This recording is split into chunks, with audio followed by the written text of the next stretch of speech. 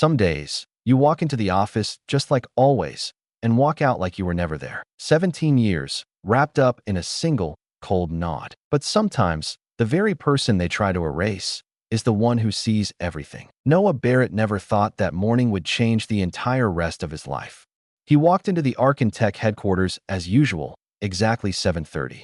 It was early October in Colorado. A light, biting wind cut through his coat. Golden leaves swirled around his feet with every step he took. The 13-story glass building cast its reflection onto the parking lot, still damp with morning dew. Noah walked past the delivery truck, nodded slightly to the morning shift security guard. The other man didn't respond, just glanced away, as if something shouldn't be said. Noah noticed, but didn't react. He'd always been like that, observing more than speaking. The sixth-floor office was still mostly empty. The tapping of keyboards, the whir of printers starting up, and the smell of pre-brewed coffee from the kitchen blended into the familiar rhythm of this tech company with over 200 employees. Noah took off his coat, hung it on the hook next to his desk. He sat down, placed his hands on the keyboard, about to open the system check software. But before he could type a single letter, the internal phone rang. A short, cold, decisive ring. It was the signal from the CEO's office. "Mr. Barrett, Director Jackson would like to see you." The secretary's voice was soft, like a broom sweeping the floor, but carried a strange weight. Noah looked up across the rows of desks. A few people had quietly turned away, pretending not to see. A chill ran down his spine. He stood up, not rushing, not saying anything. As he stepped into the elevator, his hand tightened on the cold stainless steel railing, as if gripping something slipping out of control. The meeting room door was already open. Inside, Jackson Reed sat at the head of the table. The morning light from the window cast half his face in shadow.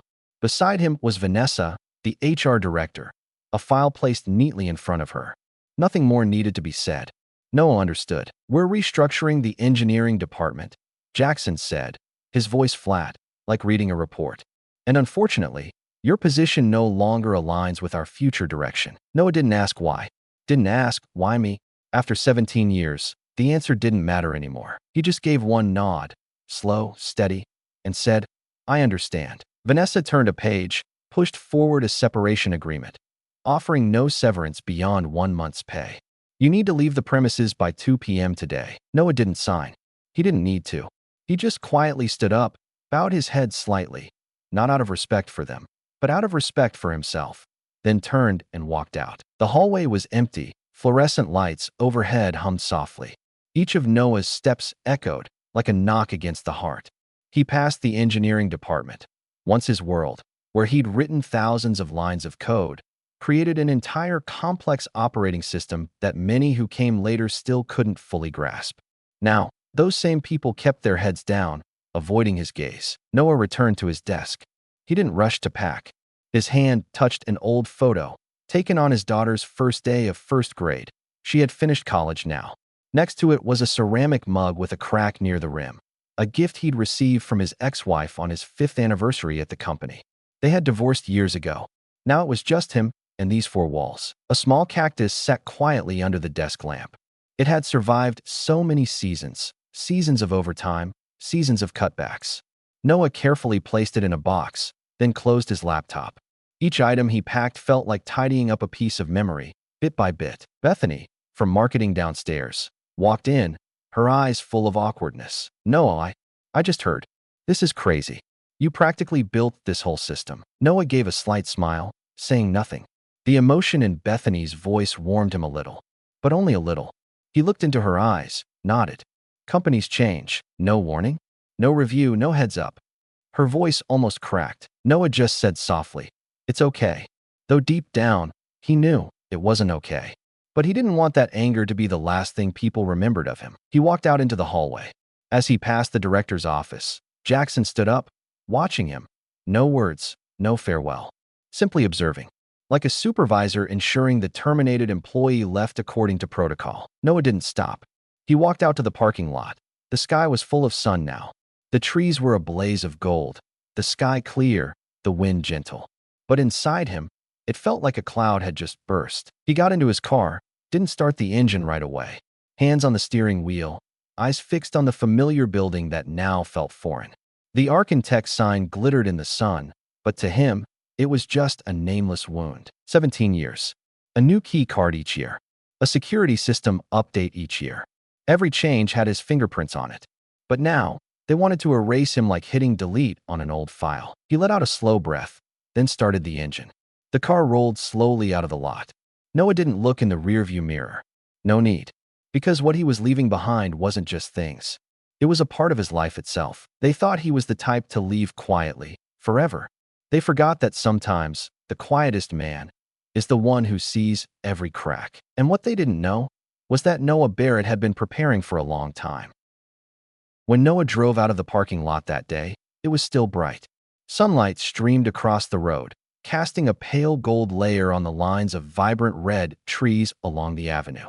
He didn't turn on the radio, didn't check his phone, just let the engine run smoothly, like a long exhale, pulling him away from the years that had just been severed with a single sentence. The drive home felt longer than usual, not because of traffic, but because his mind kept pulling him back to the early mornings, where it all began. 17 years ago, Architect was just a two-story office in a commercial park in the suburbs of Aurora.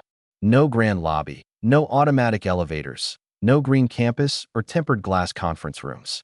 Just old wooden floors, tangled wires, and servers humming like a tired lullaby. Noah was 31 then. He had just lost his job at another startup, one of dozens that collapsed after the dot-com bubble burst. He wasn't young enough to risk it all again, but not old enough to give up. Architect, back then, was an opportunity, small, fragile, but real. He remembered the first day he walked into the server room. Just two old servers, a coffee machine that short-circuited, and the founder in a fuzzy sweater trying to install customer management software with zero programming skills. Noah didn't say much. He just sat down, tidied the cables, cleaned the crumb-filled keyboard, and started rewriting the code. He didn't promise anything, didn't propose anything grand. But in his mind, a system was already forming, simple, efficient, scalable. No one told him to do it, but he did it anyway, because it was the only way he knew how to do things right. That winter, Architect almost went bankrupt after losing its biggest client. The night before the deadline, the whole office was falling apart. Some were making calls, some were crying, some just left. Noah still sat before the screen, fixing financial reports, compressing data so the system ran smoother, rewriting the user interface overnight. At 4 a.m, when the founder returned, hands trembling, holding a coffee cup, he found Noah still there, shirt wrinkled, eyes dark-rimmed, but still typing. "You haven't gone home?" Noah didn't look up, just said, "I'll go home when the software runs smoothly." When the company survived that season, no one mentioned Noah's name in the internal newsletter, nor were there any bonuses. But he didn't care. In his mind, each line of code was a link in a chain. Each bug fixed was a bridge repaired. He was the builder, needing no credit, just a sturdy bridge that wouldn't collapse when people crossed it. That same winter, his father was hospitalized with kidney failure. The hospital was over 50 miles away, and every week Noah spent 2 evenings driving there. The conversations weren't long, mostly his father sitting quietly, hand resting on his son's, occasionally saying a sentence or two about old hunting seasons, or how to make coffee with an iron filter back in the 60s. On the last day, when his breathing grew shallow, his father turned, grasped his hand, and said, "Noah, loyalty is a bridge that never collapses. But don't let people walk over it, and forget who built it." Those words stayed with him, deeper than the loss itself. And from then on, he decided he wouldn't leave Architect, not because the company was great, but because he wanted to believe that if he was persistent enough, quiet enough, then what he built would endure, be valued. In the following years, the company grew, acquired 3 smaller competitors, moved its headquarters downtown. One year, revenue exceeded projections by 30%, thanks to a customer tracking system Noah had quietly developed 6 months prior, one he hadn't even named yet. Every time the board met, the new CEO would walk in, read reports, sign approvals. Noah usually sat at the end of the table, quietly taking notes. The newcomers didn't know who he was. They called him that old tech guy on the 6th floor. He didn't mind, wasn't angry, but he remembered. On his 45th birthday, a major Silicon Valley company sent him an offer. Double the salary, attractive stock options, a creative environment. Noah didn't take long to decline. He didn't need the spotlight. He just needed that feeling each morning walking into the office, knowing everything was running right, because his hands had touched it. And then Jackson Reed appeared, a young man, close-cropped hair, always in a perfectly tailored suit, talking a lot about restructuring, modernization, digital transformation. He didn't know Noah, nor did he care. In Jackson's eyes, everything old was a burden. When Noah suggested keeping the old storage system as a backup, Jackson just chuckled. "We don't live in the past, Mr. Barrett." That was the first time Noah felt a chill, not from the weather, but because he saw the coldness in those eyes. A professional, polished coldness, but also a sign of things to come. Noah knew he wasn't trendy, but he also knew an old bridge, even chipped, still had value, especially when the new one wasn't finished. Because he had seen, through so many system crashes, through so many operational errors, people still came to him, not for his reputation, but out of trust. But this time, it seemed, they had forgotten. And that's what hurt Noah the most. Not being fired, but that they treated 17 years like a junk file.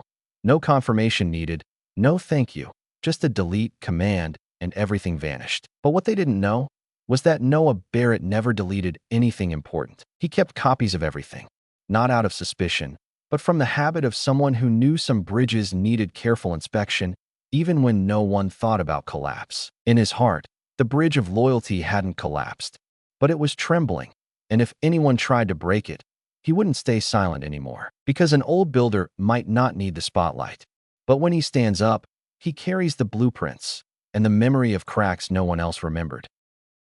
A few weeks after Noah's 48th birthday, the first signals began to appear. They didn't arrive like a storm, but like small drops of water, falling steadily, silently, drop by drop, eroding the foundation Noah had thought was solid. It started with missed emails, updates about changes in the technical structure no longer CC'd him, meetings scheduled in the glass rooms on the 10th floor, where Noah had never been invited. He still arrived early, still checked the system, still helped colleagues when they ran into trouble. But what was once shared with him now seemed held back by some locked door. He didn't ask. He wasn't the type to knock on doors asking for recognition. He believed in letting the work speak for itself. But that voice seemed drowned out by the new vocabulary: digital transformation, AI integration, platform growth strategy. Those words echoed in the office like announcements over a loudspeaker, sounding very trendy, but hollow. One Thursday morning, the 9th floor conference room lights were on earlier than usual. Noah was invited. The invitation read, "Discussing the future direction of engineering." He walked in, bringing his tablet with a completed system report, hoping that, finally, they would listen. The room was new, transparent glass walls overlooking the highway. A large LED screen displayed the rotating company logo. The air smelled of floor cleaner and fresh coffee. Jackson Reed sat at the head of the table, flanked by a few younger leaders in crisp white shirts, ties knotted perfectly like magazine covers. "Thanks for coming, everyone," Jackson began, his voice confident, eyes scanning the room like a director checking the audience. "We're entering a new era, where technology must be agile, fast adapting. And that's why I've brought Jackson Reed in, to lead the digitalization strategy." He turned to introduce a new face, a man at least 20 years younger than Noah, slicked back hair, cold eyes, and a smile that was just a twitch of the lips. "Jackson will review the entire current technical infrastructure," Jackson continued, "and I expect you all to give him your full support." No one asked Noah anything. Not a word of acknowledgement. Not an invitation to share insights about the system he himself had built from the ground up. He sat at the end of the table, looking at the blueprints in his hand, the detailed charts he'd spent a week perfecting, that no one bothered to look at now. Jackson, the newcomer, began his presentation. PowerPoint slides filled with arrows, concise slogans like "Go fast" or "Die slow." And then, he did something Noah would never forget. He called the old system, the very product of Noah's sweat and effort, legacy clutter, a cumbersome legacy hindering innovation. He said, "We need to eliminate the old, outdated structure, maintained only by inertia." And as he said it, Jackson didn't look up, but a few pairs of eyes in the room looked directly at Noah, unconsciously, as if they'd just been given permission to identify the culprit for that clutter. Noah didn't react. He sat straight, hands resting on the table, his gaze fixed out the window where traffic moved slowly on the highway. The wind gently rustled the leaves on the trees lining the road. And in that moment, he felt he was no longer in the meeting. He saw himself standing on the old bridge, the bridge he had built with his own hands, now criticized as outdated, decaying. The meeting ended with sparse applause, a few reluctant nods, and as people stood up to leave, no one looked at him, as if he wasn't even there. Noah was the last to leave. The meeting room door closed behind him. No calls, no lingering glances. He walked down the hallway, his steps even on the thin carpet, the sound swallowed by the soundproofing. A long silence settled in his chest. Not anger, but a different feeling, deeper, colder, as if a part of him had just been permanently removed from that room. That evening, Noah sat on his porch, holding a cold beer. The sun had dipped behind the western mountains, leaving the sky a pale purple mixed with thin streaks of orange. It was colder than usual, and he wasn't wearing a jacket. Clara, his neighbor, a young engineer who had recently moved in down the street, walked by with her dog. She smiled, waved, and kept going. Noah just gave a slight nod. Silence. The wind rustled through dry leaves, a soft skittering sound spreading through the darkness. He thought about his father's words from years ago. Loyalty is a bridge that never collapses. But today, maybe the bridge didn't collapse. It was just forgotten. And perhaps being forgotten is the most painful way to collapse. Noah took a slow sip of beer. He didn't need to react immediately. People like him never won by raising their voice in a room full of power. But he knew how to watch, to remember. And when the time came, he would know what to do. He set the beer can down on the wooden railing. It was completely dark now. Inside, the desk lamp was still on, casting light on the folder he'd left on the chair. Tomorrow, he would return. But no longer as the bridge keeper. He would be the one inspecting the cracks and waiting for the day they broke. 3 weeks after that meeting, Noah began to notice something strange. Not something obvious, not a scandal, not a confession, certainly not an anonymous phone call. Just numbers. Numbers that didn't add up. He wasn't being assigned new projects, but he still performed routine system checks, a habit he never dropped, even if no one asked him to. That morning, while running a routine security check on the internal payment management software, Noah noticed a name he'd never seen before: ClearPath Consulting. The name sounded legitimate, even a bit upscale. But Noah had seen thousands of names like it over nearly 2 decades, and his intuition, the thing Jackson Reed called outdated, sounded a small warning bell. He expanded the query. A data table appeared: recurring transactions, once a month, sending money to ClearPath. Starting 18 months ago. First $5,000, then 8, then 12. Each month increasing slightly. Not enough to draw attention, but enough for someone to be slowly building their own bridge, one no one else was watching. Noah leaned back in his chair. The only sounds in the room were the steady whir of the server fans and the soft ticking from the old wall clock. A feeling like something thin but sharp as a razor blade had just slid through the air. He leaned closer to the screen. His hand moved the mouse, opening another window, the payment approval tracking system. Each transaction was digitally signed by one of 3 people: CFO Elliot Vaughn, a senior finance assistant, and, surprisingly, Jackson Reed himself in a few early instances. Noah didn't react immediately. He didn't print reports, send emails, or make calls. He just saved everything to an encrypted folder named Bridge_Archive. That evening, he went home earlier than usual, not to rest, but to think. When he walked through the door, the house felt unusually still. He put his briefcase on the table, turned on the desk lamp by the window, and drew the curtain.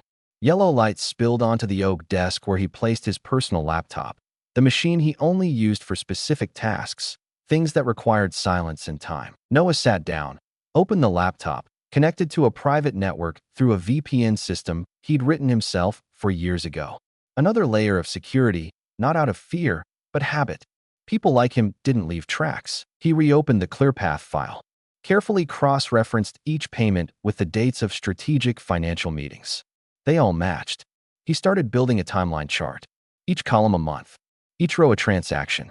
And in the middle of it all was a new name that appeared in company records 18 months ago: Travis Vaughn, the registered owner of ClearPath. Noah paused. His heart beat a little faster. Vaughn. Couldn't be a coincidence. He opened LinkedIn, searched for Elliot Vaughn. The family section was blank, a privacy setting often used by those with something to hide. But he didn't need that section. He switched to Facebook, then Twitter. And there, a tagged birthday photo. Elliot standing next to a younger man, dark hair, bright eyes, arm around his shoulder, tagged as brother-in-law. Travis Vaughn. Noah sat up straight. It wasn't anger he felt, not surprise, but something else, colder, clearer, confirmation. They were siphoning money from the company, a little each month, through a shell company run by family. This wasn't negligence. This was a plan.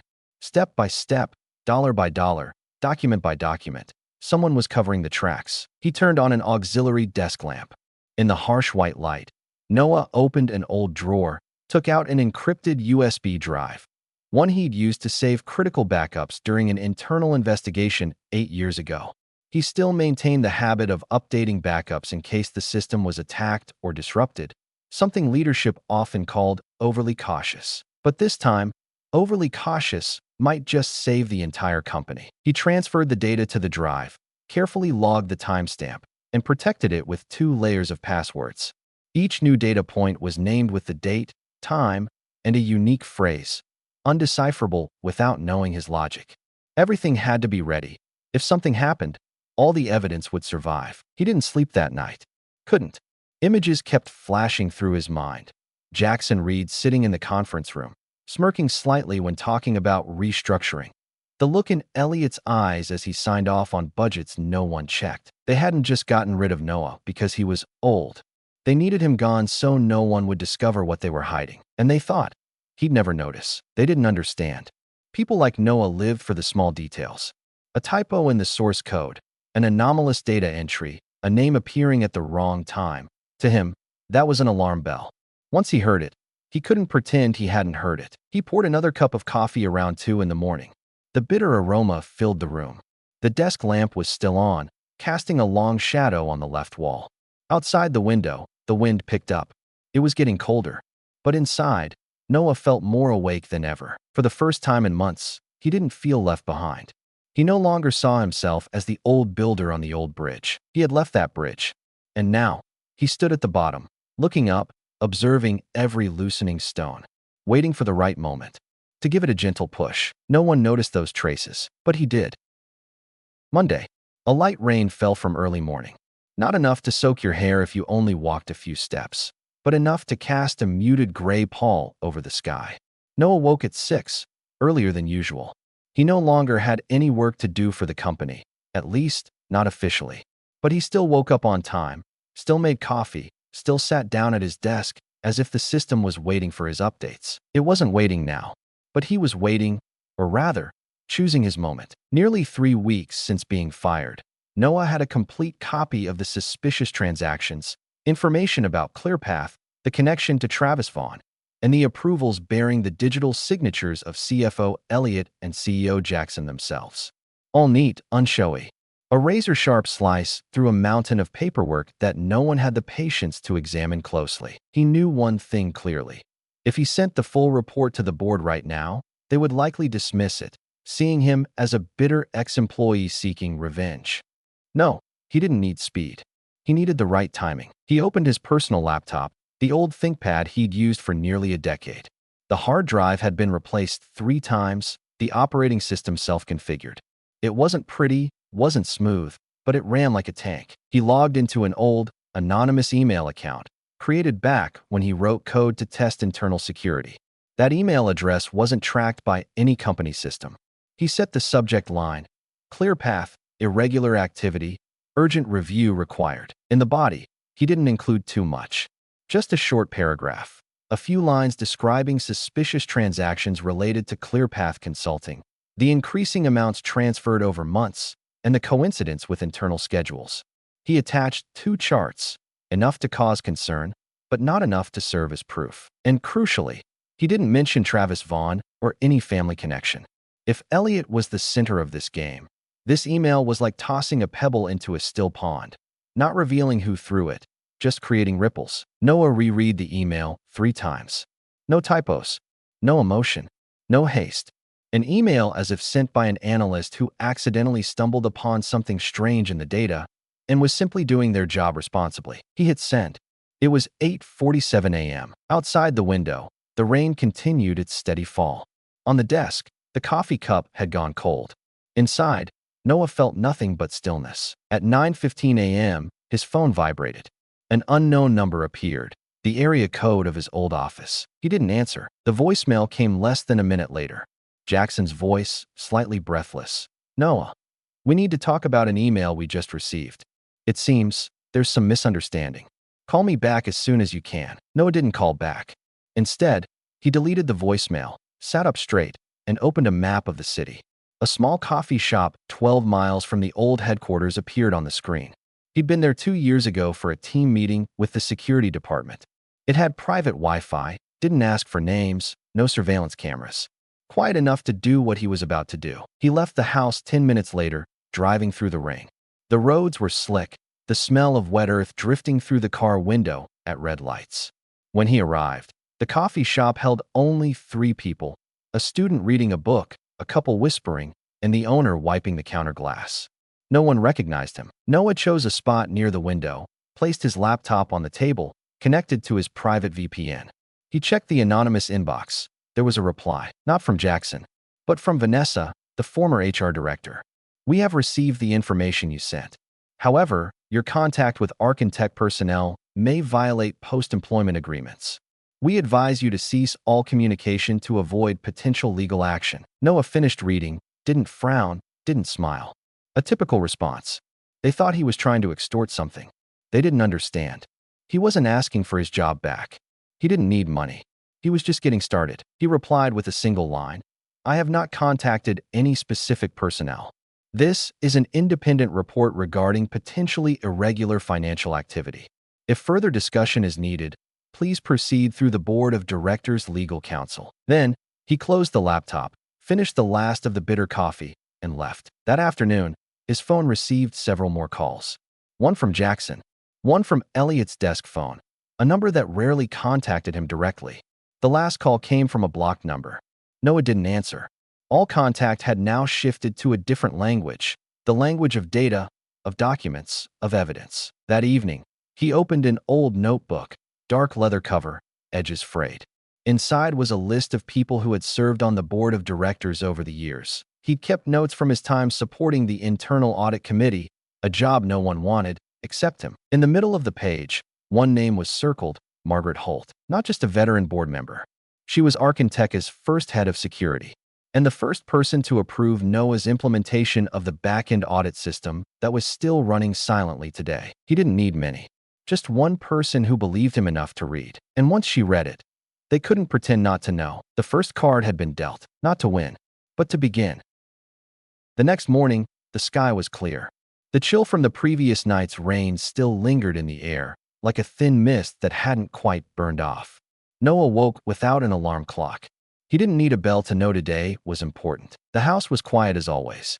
He made coffee, poured it into the white enamel mug chipped at the corner, then sat down at the desk in the living room, the one with the large window looking out onto the backyard.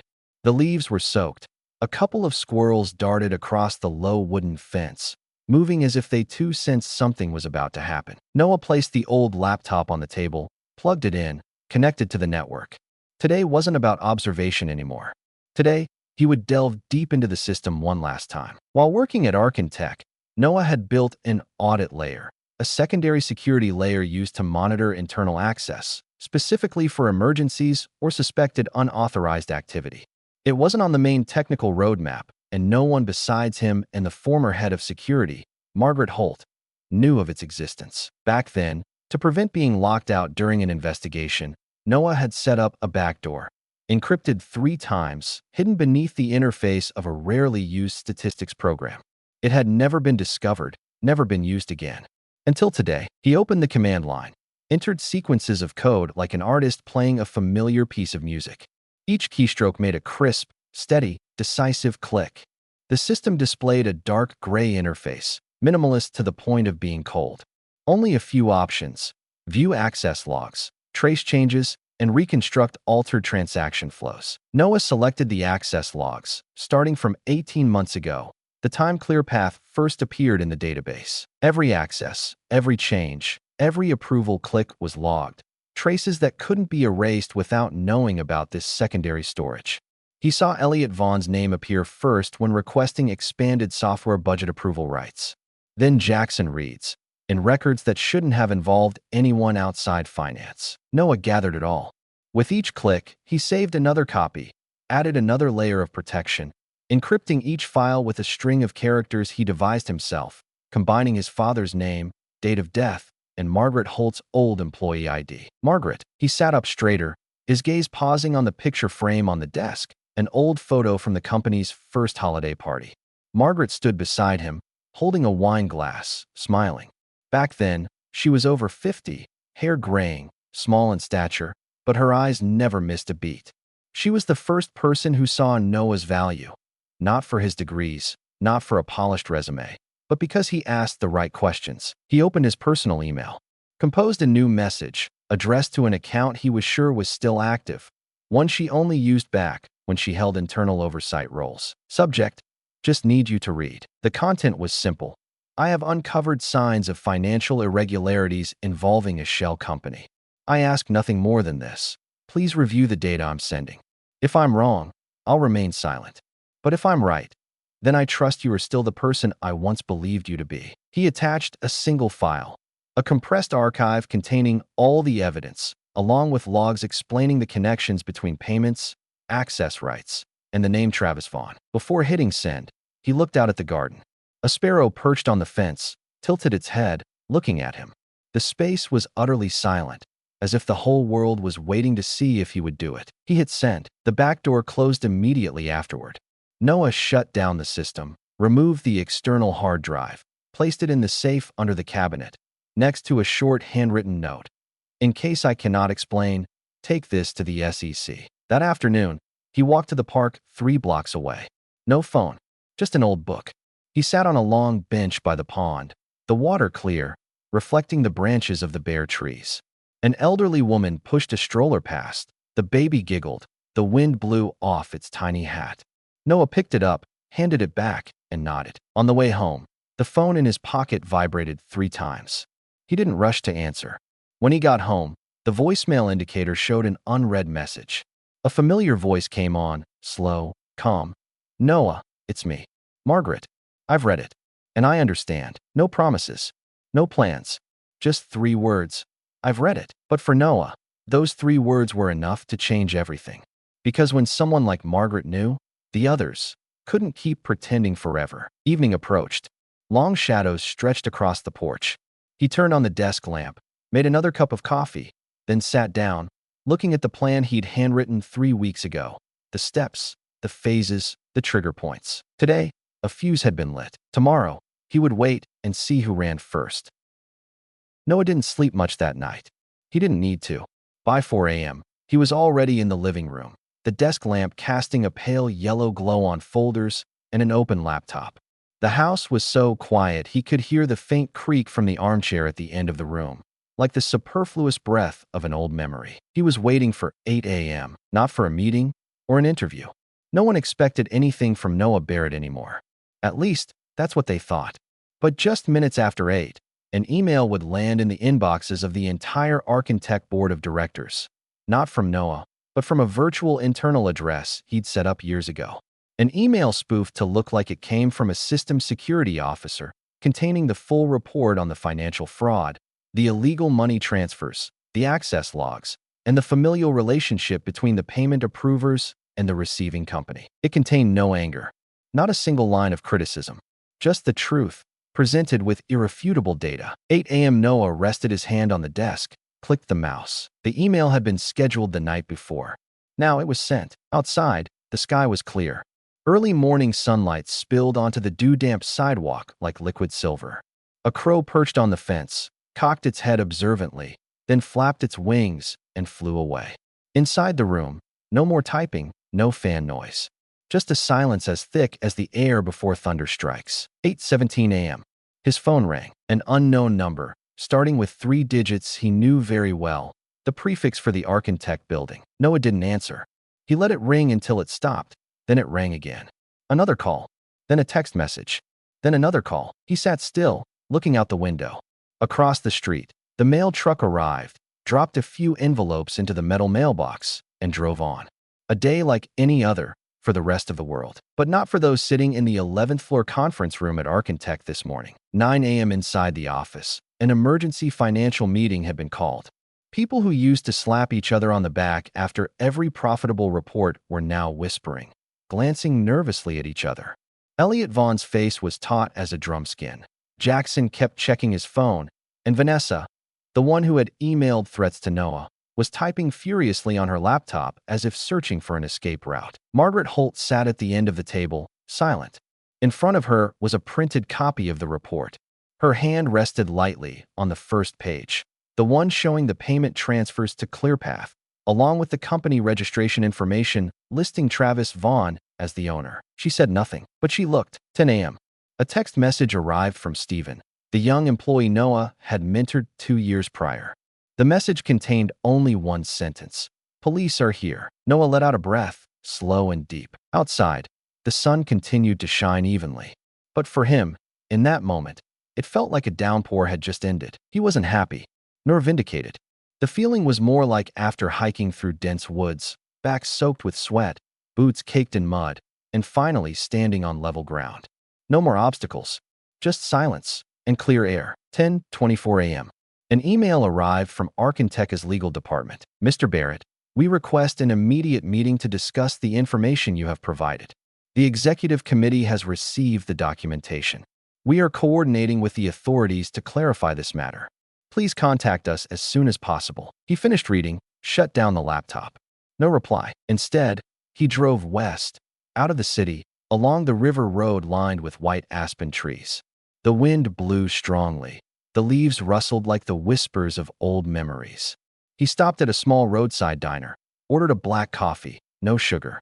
The owner didn't recognize him, and that felt good. He sat at a table near the window, laptop open again. This time, he wasn't reading reports. He was writing a new email to Margaret Holt. "Thank you for trusting me," he wrote. "I wasn't looking for recognition. I just needed to know the truth still mattered." He signed it, Noah. A moment later, his phone vibrated. This time, it was Margaret's number. He answered. "Hello," he said, his voice calm. "Noah," Margaret said slowly. "Your report. It caused quite a shockwave. Elliot is being held for questioning. Jackson is denying everything, but the evidence is clear." "And Jason Phillips?" Noah asked. "Caught a flight to Brazil this morning, but we're working with international legal teams. He won't get far." Noah was silent. Nothing about it surprised him. "The board wants to ask you to come back," Margaret said. "Not in your old role. A new position, Chief Information Security Officer, reporting directly to the board, bypassing the executive committee." He looked out the window. The sky was clear, cloudless. The scenery was peaceful, as if no chaos had ever occurred. "Thank you," he replied. "I'll think about it. We need people like you." The old bridge wasn't wrong, Noah. People just forgot how to walk on it. Noah smiled faintly. He ended the call, put the phone in his pocket. The coffee was cold, but he drank it all anyway. On the table, the laptop screen remained lit. The last line of the report displayed like a farewell. "Sometimes, the quiet man at the back of the room is the only one who sees the crack in the wall." At 8 o'clock that morning, an entire system had woken up. But the first person to open his eyes was the one they thought had been asleep for a long time. 6 days after the call from Margaret, Noah stood before the Architect building once again. The building was the same. 13 stories of transparent glass, the dark blue logo centered between the silently revolving doors. But today, the light reflecting off the building no longer felt alien. It no longer felt like a fortress that had rejected him. Today, it was a mountain he had just climbed again, step by step, floor by floor, leaving no trace unexamined. Noah wore an old suit, one he'd left forgotten in the back of his closet for 7 years. It still fit. A subdued brown tie, shirt buttoned neatly. He walked through the glass doors, the sound of his shoes echoing softly on the stone floor, the receptionist's eyes following him without blinking. The security guard nodded. "Good morning, Mr. Barrett. Here is your visitor's badge." Noah took the badge, clipped it to his jacket. The name, Noah Barrett, visitor, stood out against the white background. But everyone knew. Today he was no longer a visitor. He stepped into the elevator, pressed 12. The doors closed. In the reflection, he saw himself, salt and pepper hair, unsmiling face, but bright eyes. Not the light of someone returning for revenge, but the light of someone who had finally looked justice straight in the eye. The doors opened. A new hallway, dark wood floors, white walls, abstract paintings hung at regular intervals. At the end of the hall, a glass door opened into the conference room, where Margaret sat with 4 other board members. The air in the room was cool. The air conditioner hummed softly. On the table lay a thick folder, the draft of a new contract specifically for Noah. But he didn't rush to sit down. A man with graying hair, wearing rimless glasses, the interim CEO, stood up and said, "We apologize, Noah, for how you were treated, and for how we kept our eyes closed for too long." Noah nodded slightly. He didn't need the apology, but he acknowledged it. Margaret pushed the contract towards him. The new role is Chief Information Security Officer, reporting directly to the board, bypassing the executive committee. You will have oversight over all technology-related financial expenditures and the authority to reject any proposal without needing lower-level approval. Noah opened the document. The text was clear, the terms carefully drafted. All the authority he needed to ensure the system would never be exploited again. It was all here. He didn't flip through every page. Just turned to page 3, the section clearly stating independent investigative authority and full system access. "There's one condition," he said, his voice even and clear. All eyes turned to him. "I want to rebuild the cybersecurity team. From scratch. I choose the people. I train them. Without interference from other departments." Margaret nodded without hesitation. "Agreed. And I want Stephen on the first team," Noah said. "He deserves it more than many people currently in leadership positions." A brief pause, then another nod. "You have full authority," Margaret said. "We trust your ability to see the cracks no one else notices." Noah signed. The pen glided smoothly across the paper. The space seemed to hold its breath for a second. When he put the pen down, everything changed, not just because he was back, but because this time, he returned with nothing left to prove. He was the only one who saw the whole picture, and now, he was the only one with the authority to keep it whole. As he walked out of the meeting room, the long hallway stretched before him. A group of young employees walked past, nodding respectfully. One girl whispered to her friend, "That's Mr. Barrett, the one who exposed everything. No longer that old tech guy on the 6th floor." He smiled slightly. Not a smug smile, just satisfied. The elevator opened. Noah pressed 10. The floor where his new office would be. The glass door labeled CISO was having its protective film peeled off. A simple, tidy room. Large window overlooking the entire cityscape. Buildings stacked upon each other, interspersed with rows of trees and tangled roads filled with traffic. In the distance, snow-capped peaks peeked through the hazy mist. He walked in, put his briefcase on the desk, pulled out the chair to test it. It fit. Not a luxurious leather chair, just a simple ergonomic one, but sturdy. Like the path he had just walked. A text message notification chimed. A message from Stephen. "I heard. Can't believe it. But thank you, Noah. Really thank you." Noah replied, "You'll need sturdy shoes." More climbing ahead. He put the phone down. One hand touched the desk surface, smooth, unmarked. But soon, it would hold more decisions, more plans, and perhaps a few stories only he would understand. The Architect building, once the place that rejected him, had now opened its doors again, not as an apology, but as an invitation. Rebuild. Not for them, but for the values he once believed in. And this time, he would design the foundation. 6 months after returning to Architect, Noah Barrett sat alone in his new office, looking out the large, east-facing window. The sun rose slowly. From here, he could see the entire Denver skyline, where skyscrapers jostled amidst autumn leaves turning vibrant gold. Down below, traffic began to thicken. The hurried pace of life outside contrasted sharply with the quiet stillness where he sat. The desk was clean, holding only a laptop open to the system dashboard, a steaming cup of black coffee, and a small picture frame tilted towards the light. Inside the frame was a black and white photo, taken 20 years ago, of a middle-aged man with kind eyes, chin resting on his hand, gazing directly at the camera. His father. Noah had never brought family photos to the office before, but today he placed it on the desk, not for show, but to remind himself that what he did wasn't just about reclaiming his place. It was about keeping a promise to the man who taught him about loyalty, about decency, and about bridges that, if built strong enough, wouldn't collapse no matter who crossed them. A system notification popped up. The status line blinked softly. Backup completed. No anomalies detected. He closed the window, leaned back in his chair, arms crossed.